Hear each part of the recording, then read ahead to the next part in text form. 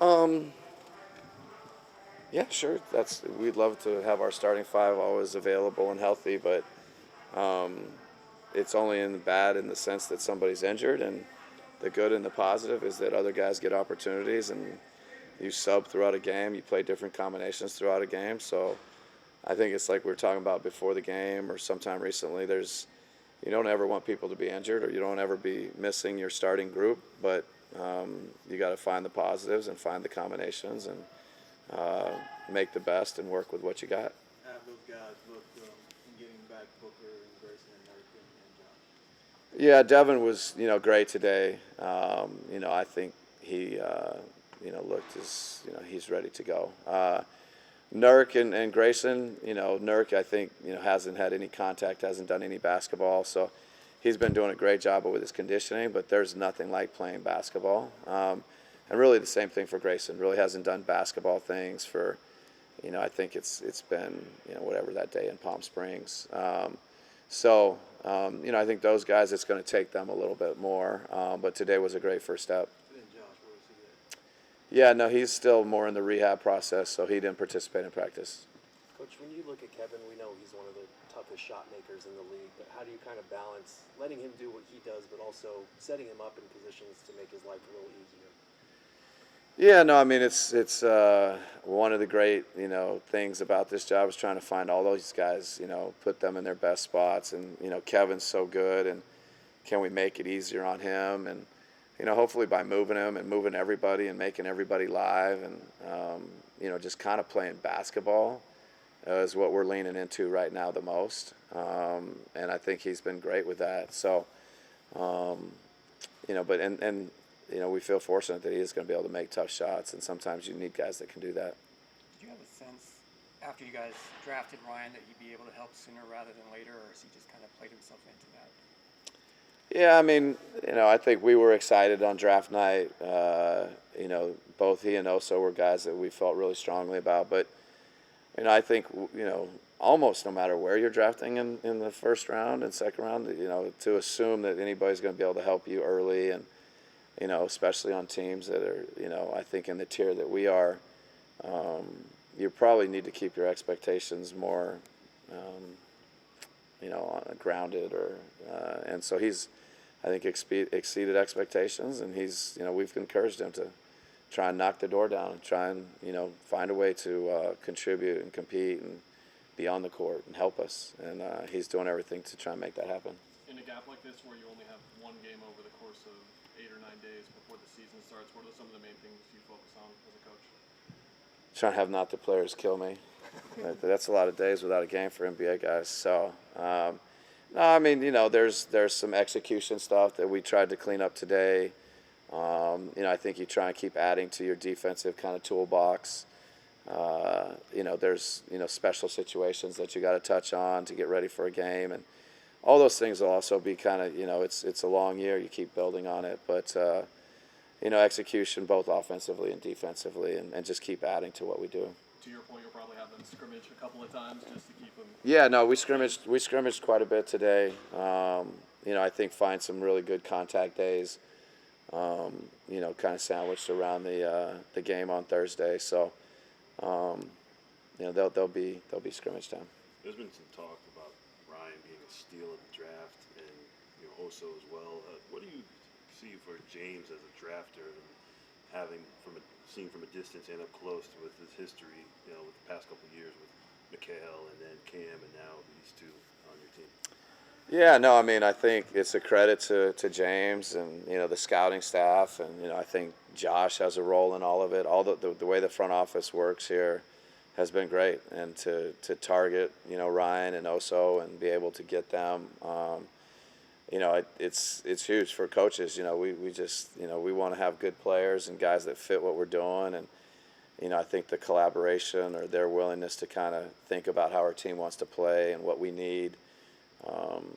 It was the night was positive. It's been a positive summer. We still got a long ways to go. It's preseason, and these two guys are hungry, and they need to keep working and find their way in our league. But James did a great job. His staff did a great job. As coaches, we're very appreciative.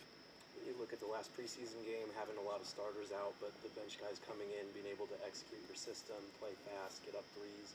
How reassuring is that for you as a coach? I know it's a process putting in what you want to put in, but for those guys to come in like that. Yeah, no, I mean, when, the guys, it can kind of, make its way through the entire roster, and everybody understands what we want to do and what's important, and is able to execute it.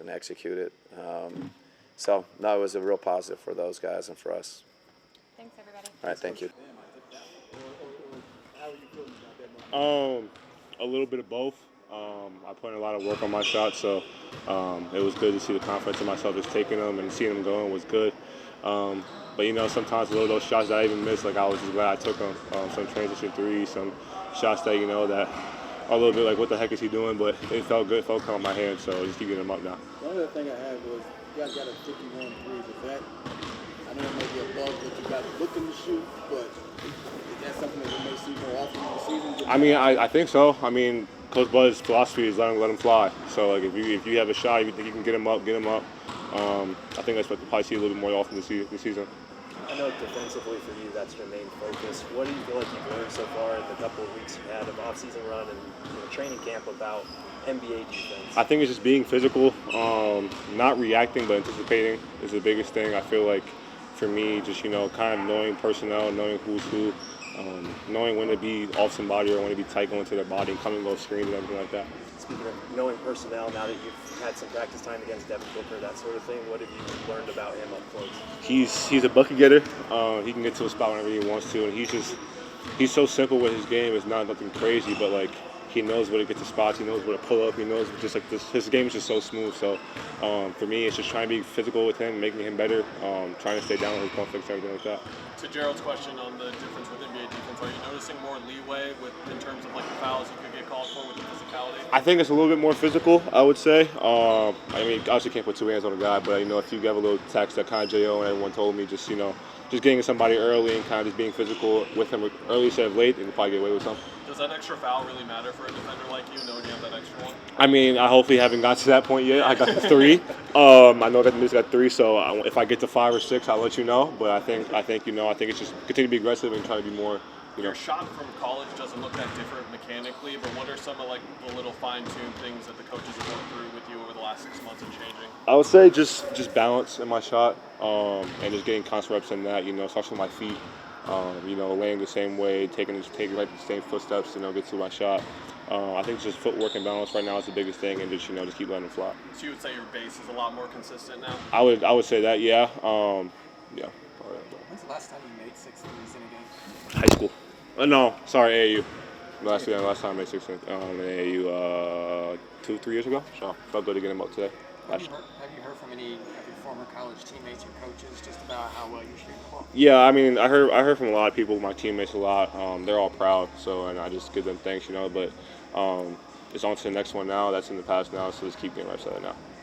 And Monty was saying how you were possibly or potentially could be one of the top 5 defenders in the league. Having a label like 3 and D seem like it limits your ability, or do you feel like that's a label that is something there are a lot of great 3 and D players in this league, and my mindset coming to this year was probably be a 3 and D guy to start. I'm not saying that throughout my career I can probably expand my game, but that's a good start for me to have. I don't think that will limit me at all.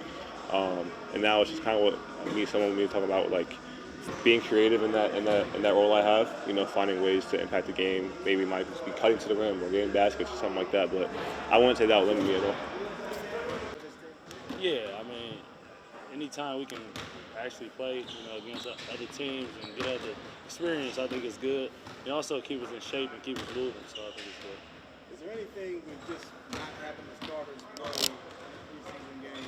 Let's say they don't play Thursday. Is that a bad thing because we want to see them out there, or no? Nah, not really. I mean, we're trying to, get a lot of guys reps and opportunities that you never know down the stretch of the season. If you don't have the opportunity to get experience to different guys and show our depth. So, the starters, whether they play or not, they get in good condition in here before, after practice, and when we scrimmage. So it really shouldn't affect them.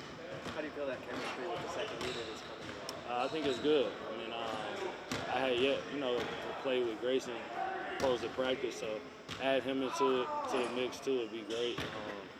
I'm just excited to just be able to run the team and just have fun playing basketball. When it comes to learning with your teammates, what's kind of stood out to you now that you're playing with Devin? Say it again?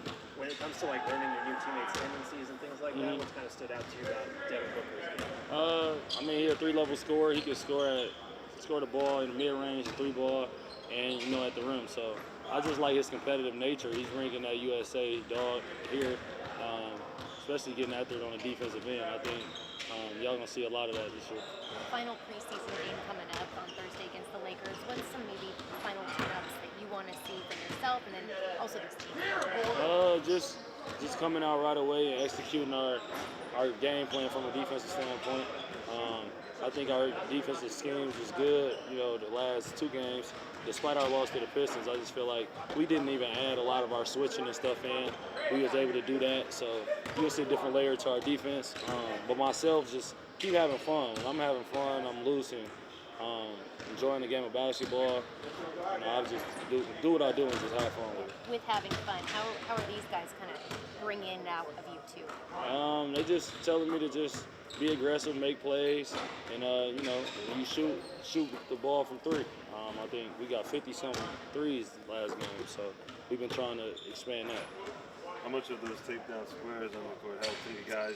It definitely helps. I mean, 'cause if you ain't in one of those squares, you're in the wrong spot. So it helps with everything out there, for sure. So you guys ran a lot of action last game with you and Royce on the floor with Royce bringing the ball up. How much does that help to have you and him be like kind of playmakers in that second? I think it's great. I mean, like I told everybody know that you've been following me. Like I'm not a guy who just needs to be ball dominant. I can play off the ball. I can play off back cuts, DHLs, and also be a good screener to get other guys open. So I'm not a guy who really needs the ball that much. So it's good having different creators out there. So it takes the load off yourself, and you can just do other things, spot up, and make threes and stuff. So it's cool. That game against Denver, Colin opened up Ryan a lot. So what can you say about Colin's performance against Denver? I mean, anytime you play your former team, you're gonna have an extra edge and chip on your shoulder. I'm sure he felt that, just like I did. I just feel like it's always fun competing against who you used to be in the locker room with. But his growth is amazing. For him to see me and Tyus match up and go at it every day and pick different stuff up that he already has, putting it into his bag, it just opens up everything. Ryan's doing Ryan things. Like I said, I think he could be, top 5 defender in the NBA. He's young, so it's amazing to see. You see that with Mason too against them? Yeah, for sure. I mean, Mason older and left Denver before me, so he done got at Denver way before me, so it's good to see, man. Just go back out there competing against Jamal and Nikola and Malone and those guys, so it's cool. Yeah, Bull too. Yeah, Bull. Yeah, I forgot about Bull. When you were with Brad in Denver, it felt like he was really good at reading cuts. Who that? Brad. Oh, okay. Reading cuts and being used as a screener. What makes him so dangerous kind of off the court as well? Just his athletic ability, man. Brad he's super fast, quick, and like I said, he's another 3-level scorer. He can finish at the rim. But his playmaking, I feel like, is underrated. When he come off ball screens, he actually make the right reads in the pocket where he hit a skip. So I feel like that layer will be shown too this year. Thanks, Monty.